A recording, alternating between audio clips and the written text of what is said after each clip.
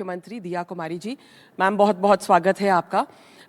सबसे पहले क्योंकि हमारा जो थीम है राइजिंग राजस्थान में वो ये है हवेली से हरियाली तक, और जो राजस्थान में बहुत ज़्यादा संभावनाएं हैं हेरिटेज टूरिज्म को लेकर, लेकिन जो शेखावटी की हवेलियां हैं शायद सरकार के लिए प्राथमिकता है, और आपकी सरकार क्या कुछ करेगी इनको वर्ल्ड यूनेस्को हेरिटेज स्टेटस दिलवाने के लिए?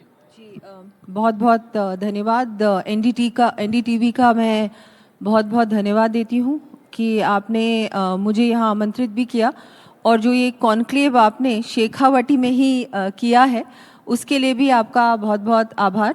मुझे लगता है जो आपने सवाल पूछा उसका जवाब तो आपने खुद ही दे दिया कि आप लोग, मुझे लगता है सरकार अपनी ओर से बहुत संवेदनशील है। पहली बार शेखावटी हवेलियों के संरक्षण के बारे में किसी सरकार ने बहुत सीरियसली सोचा, सिर्फ सोचा ही नहीं है लेकिन उसको आगे कैसे बढ़ाया जाए। माननीय मुख्यमंत्री जी का मैं धन्यवाद दूंगी कि उन्होंने अभी तक बहुत सारी मीटिंग्स की है स्टेक होल्डर्स के साथ, प्रशासन के साथ, और आज खुद वो यहाँ पधार रहे हैं। लगातार हमारी सरकार इस पे काम कर रही है। बहुत सारी चर्चाएं हुई हैं कि हम लोग कैसे ये जो सारी हमारा यहाँ की विरासत है, हेरिटेज है शेखावटी का, इसको पहले तो पहचानना है।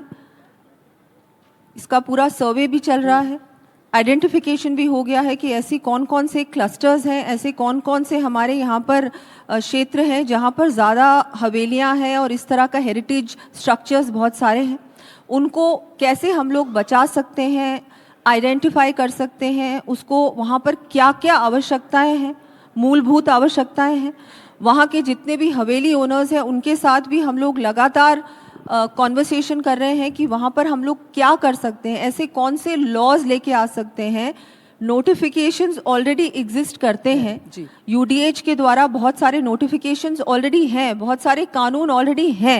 इनका इम्प्लीमेंटेशन, अभी आपने उनसे भी शायद चर्चा की थी। यूडीएच मंत्री जी भी यहीं विराजे, तो अगर आप उनको कुछ कहना चाहें। नहीं, मैं तो हमारी लगातार मीटिंग्स भी चल रही हैं, इंटर डिपार्टमेंटल मीटिंग्स, क्योंकि ये whole of the government approach होना चाहिए जी। अकेले एक डिपार्टमेंट नहीं कर सकता, इसमें समाज, प्राइवेट सेक्टर, गवर्नमेंट, एडमिनिस्ट्रेशन, सब लोग मिलकर अगर इसके लिए सचमुच प्रयास करेंगे तो निश्चित रूप से ये सारी जो हमारी शेखावटी का हेरिटेज है वो संरक्षित भी होगा, और आगे आने वाली पीढ़ी के लिए जो हम लोग चाहते हैं कि राजस्थान में हम लोग ये भी प्रयास करें यूनेस्को वर्ल्ड हेरिटेज साइट्स की लिस्ट में शेखावटी को शामिल किया जाए, उसके लिए भी प्रयास चल रहा है। तो पूरी तरह से हम लोग बहुत सीरियस हैं इस काम में, और निश्चित रूप से ये काम बहुत जल्दी पूरा होगा। मुझे लगता है सीरियसनेस आज दिख रही है कि एनडीटीवी का कॉन्क्लेव जिसका सब्जेक्ट भी हमारा विकास और विरासत है, ये भी बहुत मुझे लगता है महत्वपूर्ण। बिल्कुल, जो विरासत की बात हम करते हैं कि आपने बहुत महत्वपूर्ण बात कही कि जो आने वाली पीढ़ियां हैं वो भी देख सके, तो इन हवेलियों का संरक्षण करना, इन्हें बचाना, और साथ ही जो फ्रेस्को पेंटिंग्स की बात हुई जो पीछे हमें दिख भी रही हैं, हमारे लिए तो नई बात होती है कि अंतर करना भी लोगों में काफ़ी मुश्किल होता है, लेकिन अगर जागरूकता आएगी तो शायद इसका वो अंदाज़ा भी लगा सके कि क्या अंतर होता है इन दोनों चीज़ों में। तो लेकिन जो जर्जर हो रही हैं हवेलियाँ, उनको बचाने के लिए आप क्या करेंगे? क्योंकि कई तो निजी हाथों में है, तो सरकार की ये तो एक बहुत सीमित भूमिका इसमें रहती है, तो वो लोग आगे कैसे आएँ कि अपनी हवेलियों को बचाएँ?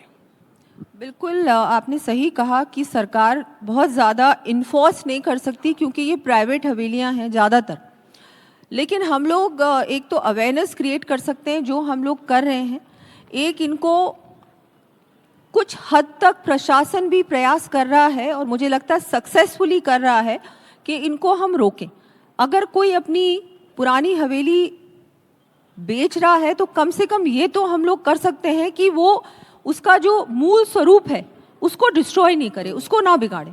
उसका जो बाहर का जो उसका आर्किटेक्चर है, हेरिटेज आर्किटेक्चर है, उसको जैसा वो था वैसा ही रखे। देखिए, बेचने में कोई प्रॉब्लम नहीं है, लेकिन जो उसका मूल स्वरूप है, उसका जो ओरिजिनल आर्किटेक्चर है, जो बिल्डिंग है, उसको बिगाड़े नहीं, जैसे उसको वैसे ही रखे। जैसे Jaipur there is a bylaw, yes, there is a bylaw which we are again trying to enforce. Government can do one thing, government कोशिश कर सकती है कि हम थोड़ा इन्फोर्समेंट और थोड़ा सख्ती से करें ताकि इस तरह की जो चीज़ें हो रही हैं वो ना हो। और अगर फिर भी वो अपनी हवेली बेच रहा है तो हम लोग उससे प्रयास करें कि वो उसका स्वरूप ना बिगाड़े, उसका जो ओरिजिनल फसाड है, आर्किटेक्चर है, उससे छेड़छाड़ ना करें। हमारा ये, मुझे लगता है ये गवर्नमेंट का ये लक्ष्य है कि ये जो ओरिजिनलिटी है इन सब हवेलियों की वो बरकरार रहे, और ये भी प्रयास है कि वो हो सके तो टूरिज्म के ही काम आए, चाहे वो होम स्टे वहाँ पर करें, म्यूजियम शुरू करें, या कोई क्राफ्ट के लिए वो लोग उसको इस्तेमाल करें। कोशिश यही है, लेकिन इन्फोर्स हम लोग इतना नहीं कर सकते कि वो बेचे नहीं। कुछ दूसरे देशों में लेकिन इस तरह कानून शायद हैं कि जहाँ पर जो पुरातत्व के हिसाब से कहें या ऐतिहासिक धरोहरें हैं, उनके साथ ना तो आप छेड़छाड़ कर सकते हैं, ना ही आप उनका जो ऑनरशिप है उस तरह से ट्रांसफर कर सकते हैं। क्या उस पर आप कुछ विचार कर रहे हैं? ओनरशिप ट्रांसफर कर सकते हैं या नहीं वाली बात तो अलग है, बिकॉज अगर कोई प्राइवेटली ओन्ड है तो आप उसको इतना ज़्यादा पाबंदी नहीं लगा सकते। लेकिन मैंने जैसे आपको अभी बताया कि उसका जो ओरिजिनल फसाड है, उसके जो जितना ओरिजिनल वो स्ट्रक्चर उसका बरकरार रहे, उसके लिए मुझे लगता है कानून है, और उसको इन्फोर्स करना मुझे लगता है वो गवर्नमेंट अपनी ओर से प्रयास करेगी कि हम जितना उसको ओरिजिनल रूप में रखें, और हो सके तो उसको और रिस्टोर भी करें, क्योंकि ये बहुत सारी हवेलियां जर्जर हालत में हैं। उनको रिस्टोर करके, चाहे अंदर आप उसको किसी भी काम में लें, आप अगर वहाँ पर कोई क्राफ्ट म्यूजियम शुरू करना चाहते हैं, आप वहाँ पर अगर मॉल भी करना चाहते हैं तो मैं उसके खिलाफ नहीं हूँ, पर उसका बाहर जो उसका फसाड है वो बिल्कुल वैसा रखे जैसे वो ओरिजिनली था। वो मुझे लगता है वो बहुत ज़रूरी है। Well, you can see how passionately Diyaji talks about tourism. It's something obviously very close to her heart, because coming, inheriting a royal legacy, you've actually hosted Bill Clinton, I think, when you were a teenager. You've had Oprah Winfrey come and have dinner with you. You've had, the world's who and who you've hosted them in your home. So Diyaji, would you say somewhere that, one thing is to look at policies and what the government does, but inheriting the legacy that you do, you somewhere feel personally also, I think, of course, it was a natural choice that you would become Minister of Tourism, but do you think somewhere there's also a personal, a sort of a connect, because you're always going to be in Rajasthan, and it's something that you're always going to, this legacy is always going to stay with you?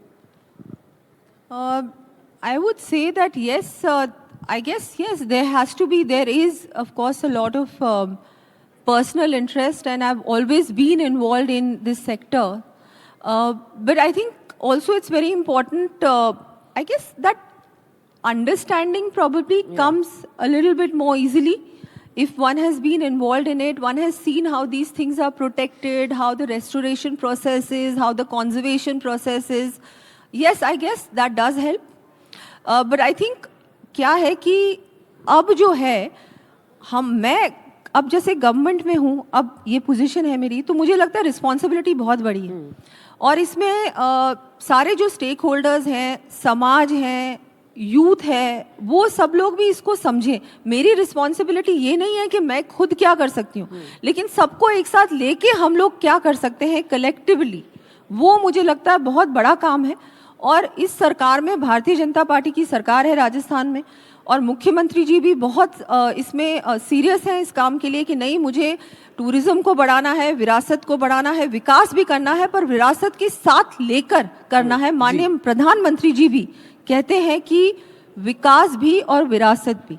तो ये जो government हमारी है राजस्थान में अब, ये बहुत ज़्यादा इसमें बहुत सीरियस है कि नहीं, हम लोग कैसे हमारे हेरिटेज को बचा भी सकते हैं और कैसे हम इसको और अच्छा बना सकते हैं पूरे विश्व के लिए, क्योंकि राजस्थान में टूरिस्ट आता है पूरे विश्व भर से। नहीं, बिल्कुल सही बात है। और दूसरी बात ये भी कि चूंकि आपका व्यक्तिगत इसमें एक दिलचस्पी है, तो अब एक जिम्मेदारी मिलने से उसकी भावना और ज़्यादा बढ़ जाती है। लेकिन मेरा प्रश्न ये भी था कि जैसे अब आज हम यहाँ बैठे हैं जयपुर से इतनी दूर आकर के, और यहाँ पर ये कहा जाता है कि इसको, जैसे भैरव सिंह शेखावत जी का सपना था कि ऐसे जो हवेलियाँ हैं इन सबको मानचित्र पर लाना चाहिए, दुनिया भर के, देश भर के लोग इस पर आएँ, देखें। लेकिन जो राजस्थान का पर्यटन है वो माना जाता है कि केवल रेगिस्तान, ऊँट और किलों तक ही सीमित रह गया है। लेकिन राजस्थान में तो इसके अलावा भी बहुत कुछ है। वेडिंग डेस्टिनेशन की बात प्रधानमंत्री जी भी कहते हैं कि यहाँ पर शादियाँ हों, तो यहाँ पर जो आप विदेशों में जाके करते हैं, देश में आप अपना पैसा खर्च कीजिए। वेलनेस टूरिज्म है, पिलग्रिम्स इतने यहाँ पर आते हैं, उनके लिए भी व्यवस्थाएं हों। इस पर आप क्या विचार करें, क्योंकि आपके कंधों पर भी एक बड़ी जिम्मेदारी है बतौर पर्यटन मंत्री। शेखावटी यहाँ पर बहुत सारे धार्मिक टूरिस्ट भी आते हैं। यहाँ पर हमारे सालासर जी हैं, खाटू श्याम जी हैं, शाखाम्बरी माता जी का मंदिर है, और भी बहुत सारे धार्मिक स्थान हैं। और मुझे लगता है कि उस पे भी हम लोग पूरी तरह से ध्यान दे रहे हैं कि वहाँ पर भी जो, और मैं आपको बताना चाहूँगी जो 23 करोड़ टूरिस्ट जो आए हैं पिछले साल राजस्थान में, उसमें ज़्यादातर रिलीजियस टूरिज़्म के लिए आए हैं और बहुत सारे खाटू श्याम जी और इस क्षेत्र में आए हैं। तो उसको हम लोग और कैसे अच्छा बना सकते हैं। अभी खाटू श्याम जी में भी काम चल रहा है, केंद्र सरकार ने फंड भी दिया है, वहाँ पर भी हम लोग हमारी प्रसाद योजना में अच्छा काम चल रहा है। वहाँ पर केंद्र के साथ मिलकर राज्य सरकार काम कर रही है। ऐसे ही हमारे सारे जितने भी धार्मिक स्थल हैं उनको हम लोग कैसे और अच्छा बना सकते हैं, वहाँ और अच्छी फैसिलिटीज़ क्रिएट करना, कनेक्टिविटी और अच्छी करना, वहाँ जो भी टूरिस्ट आता है, धार्मिक टूरिस्ट आता है, उनके लिए भी हर तरीके से, चाहे सेफ्टी हो, चाहे ट्रैफिक हो, चाहे और भी जो सुविधाएं हैं उन सबको अच्छा बनाना, ये हमारी प्राथमिकता है। रूरल टूरिज्म पे भी हम लोग बहुत ध्यान दे रहे हैं। चाहे देवमाली गांव है, वहाँ पर आपने देखा होगा अभी बहुत सारी फिल्म शूटिंग भी हुई है। सोचिए आप, फिल्म टूरिज्म भी एक बहुत बड़ा एक एरिया है जहाँ पर टूरिस्ट बहुत आता है। एक नेचुरली हमारी एडवर्टीजमेंट हो जाती है, हमको कुछ नहीं करना पड़ता। हमारी पॉलिसी आज शायद लॉन्च भी होने वाली है, तो इसमें भी हम लोग प्रयास कर रहे हैं कि ज़्यादा से ज़्यादा इंसेंटिवाइज करें ताकि शूटिंग्स भी राजस्थान में हो। हम लोग इसके लिए भी प्रयास कर रहे हैं कि कॉन्फ्रेंसेस भी ज़्यादा, ग्लोबल कॉन्फ्रेंसेस भी ज़्यादा राजस्थान में हो, बड़े बड़े कॉन्सर्ट्स भी राजस्थान में हो। आईफा अवार्ड्स भी राजस्थान में हुआ था, मुंबई के बाद दूसरी बार भारत में हुआ है, वो भी जयपुर में हुआ। ऐसे ही हम लोग प्रयास कर रहे हैं कि ज़्यादा से ज़्यादा इवेंट्स भी राजस्थान में हो, तो हर प्रकार से टूरिज्म बढ़े। ये सिर्फ एक चीज़ हो और दूसरी चीज़ नहीं हो, ऐसे नहीं हो सकता। आपको हर प्रकार से टूरिज्म को बढ़ाने के लिए प्रयास करेगी ही हमारी सरकार। अभी हमारी टूरिज्म पॉलिसी भी लॉन्च हुई है, उसमें भी बहुत सारे इंसेंटिव्स हैं। एडवेंचर टूरिज्म पे भी हम फोकस कर रहे हैं। हमारे नए सर्किट्स भी हैं जो बनने वाले हैं, जिसमें जो इतने ज़्यादा वेल नोन प्लेसेस नहीं हैं। लोग ज़्यादातर उदयपुर, बीकानेर, जोधपुर, जैसलमेर जाते हैं, जयपुर जाते हैं, लेकिन जो आसपास के क्षेत्र हैं वहाँ नहीं जाते। तो हम कोशिश कर रहे हैं कि हमारे टूरिस्ट का स्टे कैसे बढ़ाया जाए ताकि वो 1-2 दिन एक्स्ट्रा रहे राजस्थान में और ऐसी जगहों पे भी जाए जो कि थोड़ी सी मेन सिटीज़ के अलावा भी ऐसी जगहें डेवलप हो जाए जहाँ वो विजिट करें। Like Baswara, for example, we've gone there for the PM's visit, and it's absolutely beautiful. Okay, now talking about what the PM, the next thrust will be, and because I have Akhilesh ji here with me, he's really the doyen of reporting in politics. The next thrust, Diya ji, of this election will be, and I have also Rajendra ji, जिनको कहते हैं राजस्थान के राजनीति के चाणक्य है वो.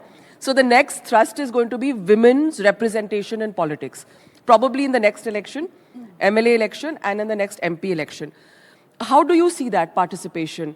How do you think it'll pan out? Because अभी भी जो महिलाएं हैं राजस्थान में, do you think there are enough women leaders? When you go out in the field and you've been MLA, MP, and back to being MLA, you've had a long stint actually in politics. How do you see women's representation, actively and independent of men, and also women's leadership in Rajasthan? And what role do you foresee for yourself? I think I'd like to thank our leadership, Honorable Prime Minister and Bharatiya Janata Party for thinking about women. उन्होंने महिलाओं के बारे में सोचा, चाहे योजनाओं के माध्यम से, चाहे रिप्रेजेंटेशन देने में, चाहे बिल लाने में, जिसमें 33% महिलाओं को रिजर्वेशन मिला है पॉलिटिक्स में। बहुत बड़ा काम हुआ और मेरे लिए बहुत गर्व की बात है कि वो जो सांसदों ने बटन दबाया उसमें मैं भी एक सांसद थी। तो मुझे लगता है बहुत बड़ा कदम उन्होंने उठाया है महिलाओं के लिए। और बहुत मुझे लगता है भारतीय जनता पार्टी जिस तरह से महिलाओं के लिए सोचती है, और सिर्फ सोचती ही नहीं है, कानून भी बनाती है, महिलाओं को अधिकार देती है, महिलाओं को प्लेटफॉर्म देती है, चाहे वो एजुकेशन हो, हेल्थ हो, चाहे पॉलिटिक्स हो। तो बहुत मुझे लगता है ये नया भारत है, इसमें महिलाओं की भूमिका बहुत बड़ी है।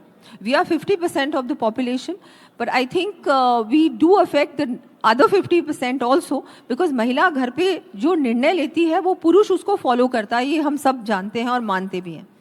तो मुझे लगता है बहुत खुशी की बात है, बहुत अच्छा समय है महिलाओं के लिए, क्योंकि अब हमको अवसर मिल रहा है हर प्रकार से, चाहे वो कॉर्पोरेट वर्ल्ड हो, चाहे वो पॉलिटिक्स हो, चाहे वो कोई भी इंडस्ट्री हो। महिला को आज के ज़माने में, आज के युग में अपना अधिकार मिल रहा है, अवसर मिल रहा है, अपॉर्चुनिटी मिल रही है और बहुत अच्छी बात है ये। As a woman politician I think this is wonderful. मुझे आज डिप्टी सीएम बनाया, मैं हमारे शीर्ष नेतृत्व को बहुत बहुत धन्यवाद देना चाहूँगी। मुझे एक बहुत बड़ा प्लेटफॉर्म उन्होंने दिया है। मेरी ओर से मैं प्रयास करूंगी कि और भी महिलाओं को आगे लाऊं हर प्रकार से। मुझे लगता है शिक्षा एक बहुत बड़ा क्षेत्र है और मुझे लगता है बहुत ज़रूरी है कि हमारी महिलाएं शिक्षित हों, क्योंकि वो सबसे इम्पॉर्टेंट स्टेप है। अगर आप एजुकेटेड होंगी तो आप बहुत आगे बढ़ सकती हैं, लेकिन अगर आप एजुकेटेड नहीं भी हैं तो हमारा जो स्किल इंडस्ट्री है वो भी बहुत बड़ा है। तो कोई ना कोई हुनर हमारे हाथ में होना चाहिए। इससे हमारी, मुझे लगता है, सम्मान भी मिलता है सोसाइटी में भी और परिवार में भी। आज की महिला मुझे लगता है अपने आप को बिल्कुल कम नहीं समझ रही है, वो पुरुषों के साथ के साथ आगे, शोल्डर टू शोल्डर आगे बढ़ रही है। आप सुन रहे हो ना सब वहाँ पे बैठे हैं बैठे, आप देखो दिया जी। लेकिन हमने हमने ये देखा है कि जो हाल के चुनाव हुए उनमें महिला मतदाताओं ने बहुत ही निर्णायक भूमिका अदा की। अभी बिहार में विधानसभा का चुनाव हुआ, यहाँ पर महिला मतदाताओं ने जबरदस्त वोट डाला, 8-10% पुरुषों से भी अधिक वोट उन्होंने डाला। लेकिन जब रिप्रेजेंटेशन की बात आती है तो पॉलिटिकल पार्टीज अपने हाथ पीछे खींच लेती है, ऐसा लगता है। क्योंकि बीजेपी की अगर बात करें, आपका उदाहरण एक सामने है कि आपको उप मुख्यमंत्री बनाया, उड़ीसा में एक महिला उप मुख्यमंत्री हैं, दिल्ली में अभी उन्होंने महिला मुख्यमंत्री बनाया। लेकिन ये ऐसा लगता है कि बहुत सिंबोलिज्म है, जो रियल पावर है वो अभी भी वो अपने हाथ में रखते हैं। तो ये आपको लगता है कि ये स्थिति बदलनी चाहिए? नहीं, मैं नहीं मानती ऐसा है। मुझे लगता है कि भारतीय जनता पार्टी में फिर भी महिलाओं को बहुत अपॉर्चुनिटीज़ मिली हैं और आगे भी मिलेंगी।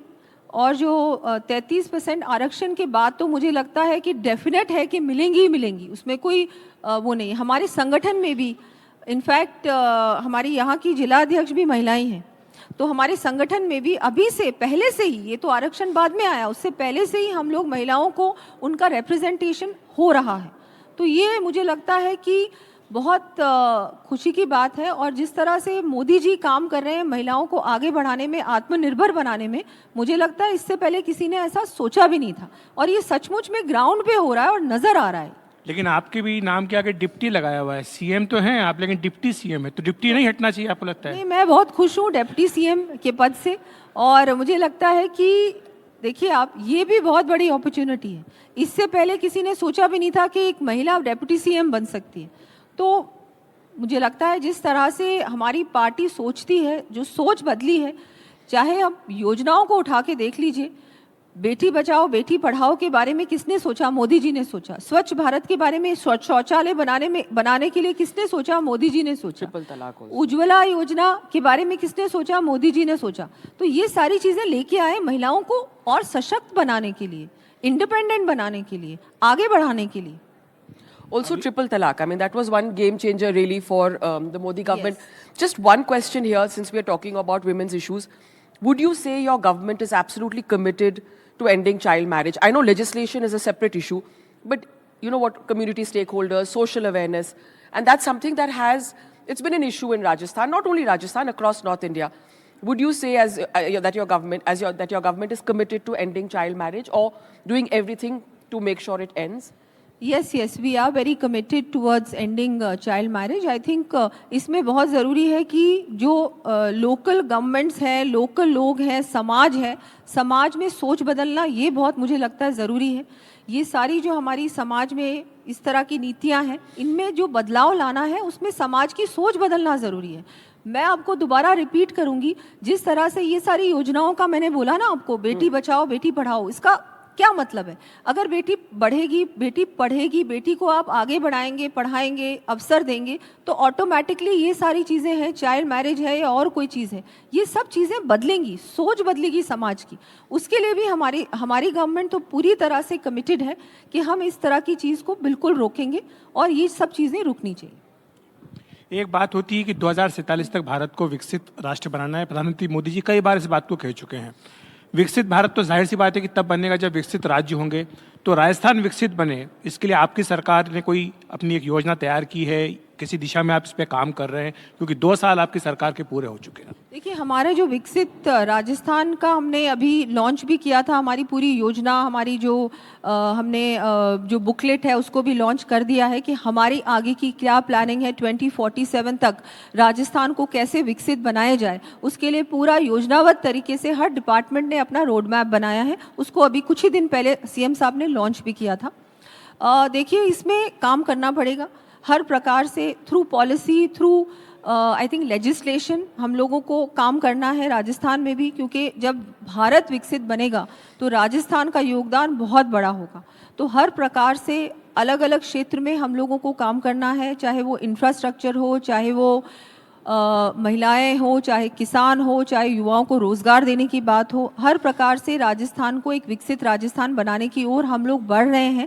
अभी राइजिंग राजस्थान का आयोजन हुआ था राजस्थान में, लास्ट ईयर हुआ था।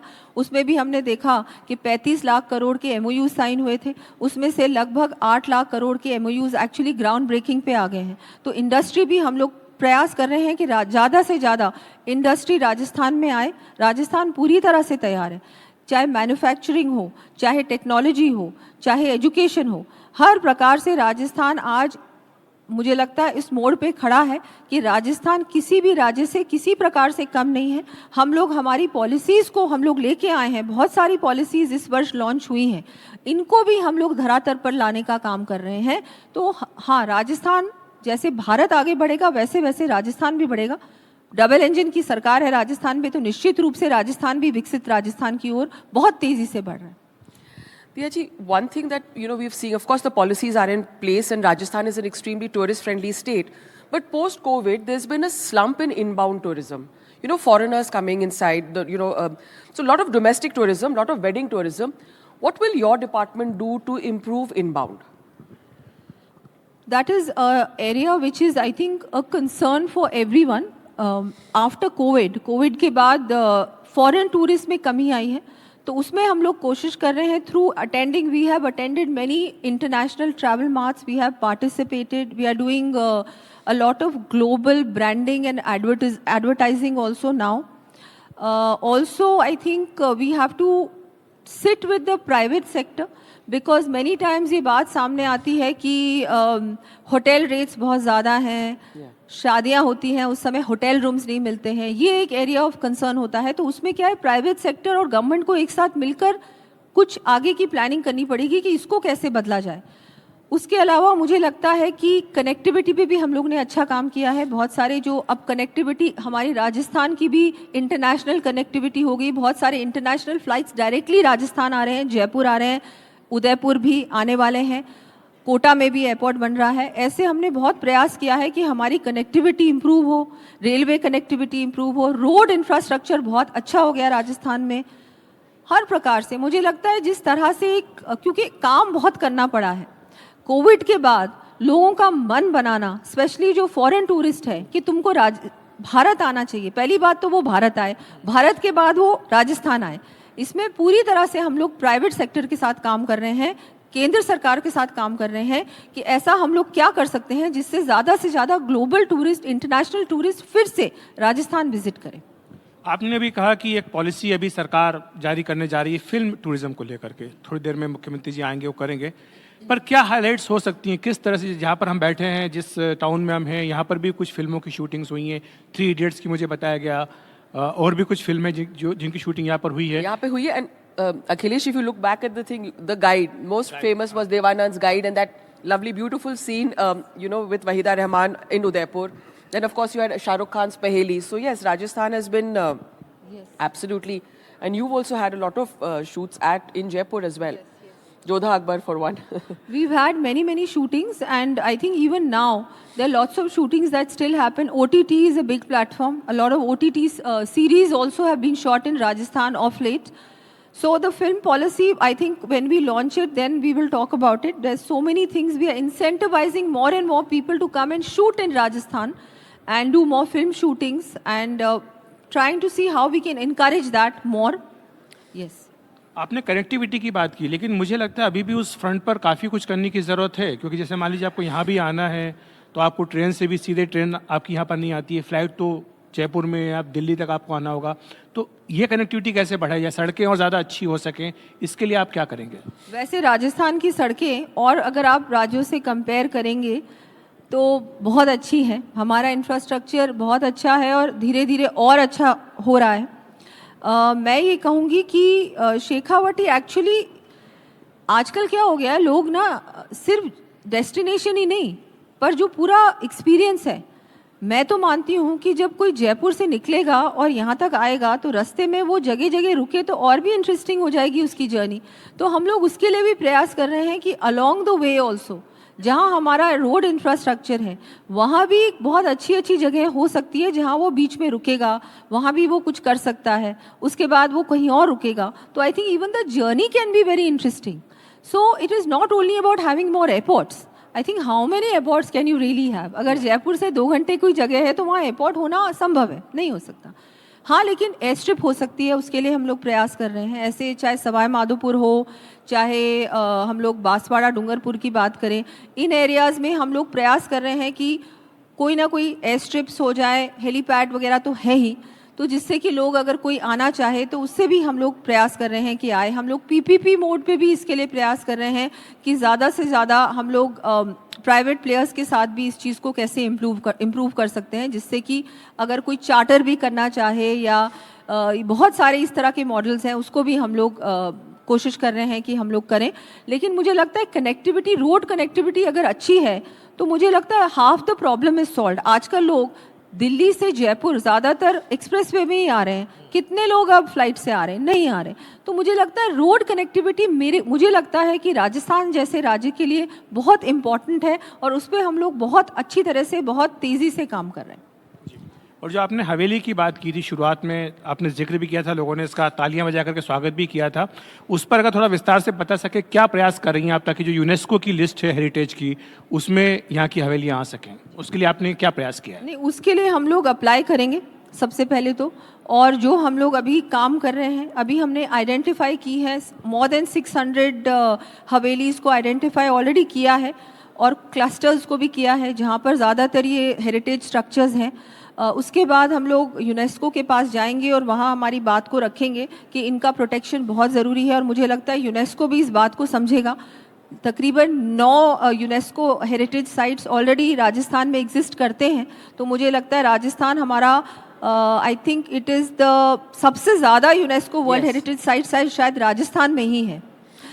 तो वो एक बहुत बड़ा एक मुझे लगता है हमारे लिए एडवांटेज है और मुझे पूरा भरोसा है कि शेखावटी को भी इसमें शामिल किया जाएगा। In fact, Diya ji is also the PWD minister. So when you're talking about roads, that's yeah. So that also comes into that. But also just going ahead with tourism, you've done something very interesting in the department. I think you're also training women, young girls, to be tour guides. That's a very interesting thing, and I think we have one of those girls somewhere in the audience. We'd met her. I don't know where exactly she is. If she is there, she's yeah. So she's one of the tour guides. She's at in Shekhawati and she shows tourists around. And it's a fantastic concept. So what would you like to say about that, just to encourage young girls like her? No, it's नहीं, मुझे लगता है बहुत अच्छी बात है और ज़्यादा से ज़्यादा महिलाएं इस सेक्टर में आए। हम लोग भी प्रयास कर रहे हैं कि हमारी जो गर्ल्स हैं, महिलाएं हैं, उनको टूरिस्ट गाइड की ट्रेनिंग मिल जाए ताकि वो एक बहुत अच्छा, इनको एक रोज़गार का साधन मिल जाएगा। और महिलाओं में क्या है कि ऑटोमेटिकली आप में वो होता है, मतलब आप में एक जो हॉस्पिटैलिटी का हम लोग देखते हैं कि महिलाएं ऑटोमेटिकली बहुत पोलाइट होती हैं और सेफ्टी कंसर्न भी कुछ नहीं होता, लोग ऑटोमेटिकली ट्रस्ट भी ज़्यादा महिलाओं को करते हैं। तो ये एक ऐसी इंडस्ट्री है जिसमें ज़्यादा से ज़्यादा महिलाएं अगर आगे आएँ तो बहुत अच्छा है। जो पर्यटक आते हैं देश के भी दुनिया के, उनके मन में एक चिंता ज़रूर होती है। मैं राजस्थान की बात नहीं कर रहा, पूरे देश में ही ये इशू आता है सिक्योरिटी को लेकर के। राजस्थान को पॉइंट आउट करना ये ठीक बात नहीं है, किसी भी राज्य में ये हो सकता है, किसी के साथ भी कुछ भी हो सकता है, लेकिन उसको ज़्यादा मजबूत किया जाए, इस पर क्या आप सोच रहे हैं, क्या विचार कर रहे हैं? दूसरी बात, जैसे आपने महिला गाइड का भी एग्जाम्पल दिया कि आपने बनाया है, तो पर्यटक ये भी चाहते हैं कि गाइड जो है उनमें विश्वास तो हो ही, साथ ही जो लोग बीच में फैसिलिटेट करते हैं चीज़ों को, वो लोग भी उनको ठगे ना, लूटे ना, इस बात की भी मन में चिंता होती है। तो इस पर आप क्या विचार कर रहे हैं? बिल्कुल, जैसा कि आपने बात की सिक्योरिटी की, वैसे बहुत खुशी की बात है कि जो लॉ एंड ऑर्डर का मुद्दा था जब हमारी सरकार बनी थी उस समय का, अब जिस तरह से अपराध में कमी आई है, 19% crime has decreased in Rajasthan, that is a very big thing I think. और महिलाओं के अगेंस्ट जो क्राइम होता था उसमें भी कमी आई है, तो ऑटोमेटिकली एक जो माहौल बना है वो बहुत अच्छा माहौल बना है। और जहाँ तक टूरिस्ट की सेफ्टी की बात है, तो हम लोग लगातार होम डिपार्टमेंट से हमारी मीटिंग्स भी हुई हैं बहुत सारी, और इसमें जो हमारी टैफ पुलिस है उसको भी और मजबूत करना, जो पद रिक्त थे उनको भी हमने भरा है, इनकी भी अलग से ट्रेनिंग की जा रही है। जितने भी थाने थे, जो टूरिस्ट थाने हैं, उनको भी हमने वहाँ पर भी पूरी तरह से हम प्रयास कर रहे हैं कि वहाँ जो पद रिक्त थे या कमी थी या ट्रेंड लोग नहीं थे, उनको भी ट्रेन किया जाए, ताकि ऐसा बिल्कुल ना लगे लोगों को कि हम लोग अनसेफ फील कर रहे हैं, स्पेशली टूरिस्ट को। हम लोग बहुत जल्दी हमारा टूरिस्ट ऐप भी लॉन्च करने वाले हैं। उसमें भी ये जो अगर एक सेफ्टी फीचर होगा, जिसको अगर टूरिस्ट डाउनलोड करेगा तो बहुत सारी और चीज़ें भी उसको उसमें जानकारी मिलेगी, लेकिन एक सेफ्टी फीचर भी हम लोग उसको उसमें ऐड कर रहे हैं। तो थैंक यू सो मच दिया जी का बहुत बहुत शुक्रिया कि उन्होंने अपने विचार रखे इसमें टूरिज़्म को लेकर, महिला सशक्तिकरण को लेकर। दिया जी, अब एक छोटा सा आपसे रिक्वेस्ट करेंगे, 2 मिनट आप रहें यहाँ पर सेशन के बाद में। कुछ एनडीटीवी के लोग हैं जिन्होंने इस पूरे कार्यक्रम को और राइजिंग राजस्थान और हवेली से हरियाली तक और विकास भी, विरासत भी को उन्होंने सपोर्ट किया है, तो 2 मिनट हम उनको स्टेज पे बुलाना चाहेंगे। शुभेंदु। बहुत बहुत शुक्रिया हर्षा जी। और स्पीच, क्योंकि राजस्थान में जिनका योगदान प्रदेश को आगे बढ़ाने के लिए रहा है, जिनकी भूमिका बहुत खास रही है प्रदेश को आगे बढ़ाने में, राजस्थान के ऐसे ही कुछ शख्सियतों को हम इस मंच पर बुलाना चाहेंगे। मैं बुलाना चाहूंगा सीईओ महिमा ग्रुप से परितोष यादव जी को मैं बुलाना चाहूंगा, वाइस प्रेसिडेंट हैं MYS एंटरप्राइजेस से। परितोष जी प्लीज आप मंच पर आएं।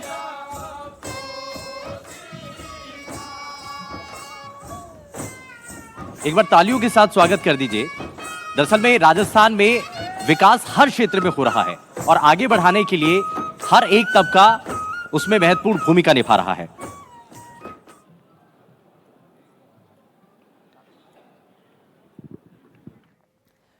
तो शेखावटी के हेरिटेज की पहचान जरूरी है। डेप्यूटी सीएम दिया कुमारी को आपने सुना।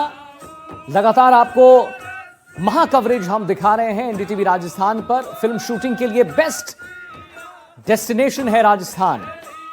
आपने देखा कि कैसे महिलाओं की बात की गई है डेप्यूटी सीएम दिया कुमारी द्वारा, कैसे महिलाओं की भागीदारी और बढ़े, महिलाएं और आगे जाएं। राजस्थान में धार्मिक पर्यटन भी आते हैं, ये दिया कुमारी जी का कहना है। इसी के साथ उन्होंने कहा कि धार्मिक पर्यटकों की संख्या जो है वो बढ़ी है, ये दिया कुमारी जी ने कहा है। और उन्होंने कहा कि भाई धार्मिक स्थलों को अच्छा करने पर काम, फोकस पूरा हमारा वो है कि हम कैसे धार्मिक स्थलों को अच्छा करें। फिल्म टूरिज्म को बढ़ावा देने की प्राथमिकता, ये दिया कुमारी ने कहा कि आईफा अवार्ड्स जो हैं वो भी अब राजस्थान में हुए हैं। देश में पहली बार बॉम्बे और सेकंड नंबर पे अगर कोई आता है तो आपनो राजस्थान। फिल्मों की शूटिंग ज्यादा हो रही है, ये दिया कुमारी का कहना था। और हो भी क्यों ना, अब राजस्थान जो है वो बिल्कुल आगे बढ़ रहा है। महिलाओं को हर क्षेत्र में अधिकार, अवसर मिलना चाहिए, मिल भी रहा है। महिलाओं के हाथ में हुनर जरूरी है, दिया भी जा रहा है। उन्होंने ये भी कहा कि मुझे बतौर as a deputy chief minister यहां पर डेप्यूटी सीएम रखना, ये मेरे लिए भी सौभाग्य की बात है। मुझे लगता है सरकार अपनी ओर से बहुत संवेदनशील है।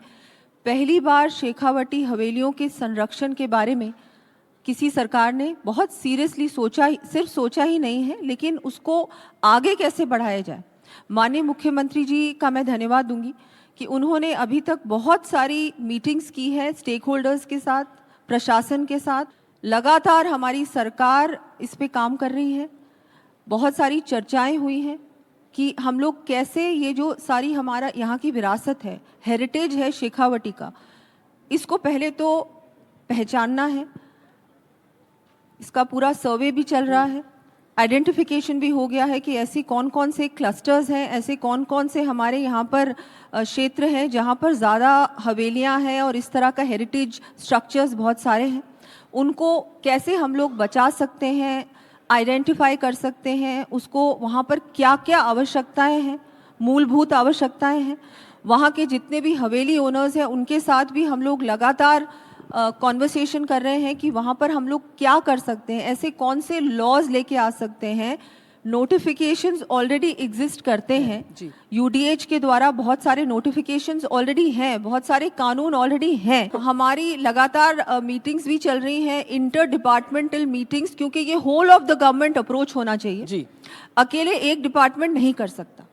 इसमें समाज, प्राइवेट सेक्टर, गवर्नमेंट एडमिनिस्ट्रेशन सब लोग मिलकर अगर इसके लिए सचमुच प्रयास करेंगे तो निश्चित रूप से ये सारी जो हमारी शेखावटी का हेरिटेज है वो संरक्षित भी होगा और आगे आने वाली पीढ़ी के लिए जो हम लोग चाहते हैं कि राजस्थान में हम लोग ये भी प्रयास करें यूनेस्को वर्ल्ड हेरिटेज साइट्स की लिस्ट में शेखावटी को शामिल किया जाए, उसके लिए भी प्रयास चल रहा है।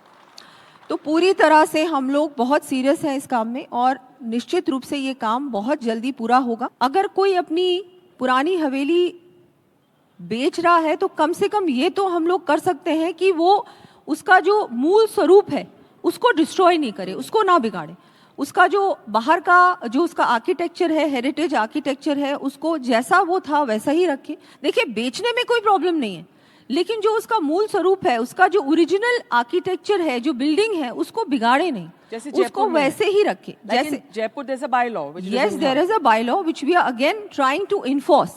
Right. Government can do one thing. Government कोशिश कर सकती है कि हम थोड़ा enforcement और थोड़ा सख्ती से करें ताकि इस तरह की जो चीज़ें हो रही हैं वो ना हो। और अगर फिर भी वो अपनी हवेली बेच रहा है तो हम लोग उससे एक प्रयास करें कि वो उसका स्वरूप ना बिगाड़े, उसका जो ओरिजिनल फसाड है, आर्किटेक्चर है, उससे छेड़छाड़ ना करें। हमारा ये मुझे लगता है ये गवर्नमेंट का ये लक्ष्य है कि ये जो ओरिजिनलिटी है इन सब हवेलियों की वो बरकरार रहे और ये भी प्रयास है कि वो हो सके तो टूरिज्म के ही काम आए, चाहे वो होम स्टे वहाँ पर करें, म्यूजियम शुरू करें या कोई क्राफ्ट के लिए वो लोग उसको इस्तेमाल करें। कोशिश यही है, लेकिन इन्फोर्स हम लोग इतना नहीं कर सकते कि वो बेचे नहीं। शेखावटी यहाँ पर बहुत सारे धार्मिक टूरिस्ट भी आते हैं। यहाँ पर हमारे सालासर जी हैं, खाटू श्याम जी हैं, शाखाम्बरी माता जी का मंदिर है और भी बहुत सारे धार्मिक स्थान हैं और मुझे लगता है कि उस पर भी हम लोग पूरी तरह से ध्यान दे रहे हैं कि वहाँ पर भी जो, और मैं आपको बताना चाहूँगी जो 23 करोड़ टूरिस्ट जो आए हैं पिछले साल राजस्थान में, उसमें ज़्यादातर रिलीजियस टूरिज्म के लिए आए हैं और बहुत सारे खाटू श्याम जी और इस क्षेत्र में आए हैं। तो उसको हम लोग और कैसे अच्छा बना